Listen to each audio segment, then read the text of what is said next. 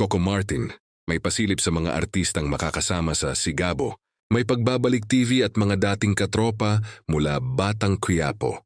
Excited na lalo ang fans matapos magbigay ng ilang pahiwatig si Coco Martin tungkol sa mga artistang makakasama niya sa inaabangang seryeng Sigabo. Ayon sa aktor, marami umanong pasabog ang kanilang inihahanda para sa bagong proyekto.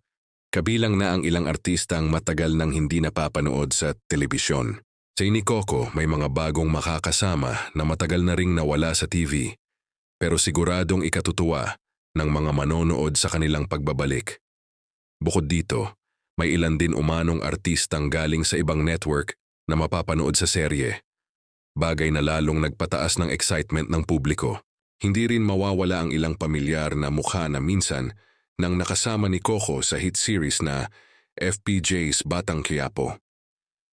Ayon sa aktor, may mga dating tropa na magbabalik para muling makasama niya sa isang proyekto dahil alam daw niyang namimiss na rin sila ng viewers. Dagdag pa ni Coco, isa ito sa mga dahilan kung bakit espesyal ang Sigabo.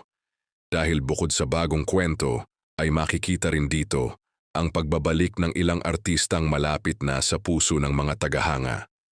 Tiniyak din niyang mas pinaigting ang casting upang masigurong dekalidad ang bawat eksena. Sa ngayon, mas lalong tumitindi ang pananabik ng publiko habang unti-unti nang inilalantad ang detalye ng serye. Marami ang naniniwalang muling maghahandog si Coco ng isang proyektong magiging usap-usapan at tiyak na susubaybayan gabi-gabi.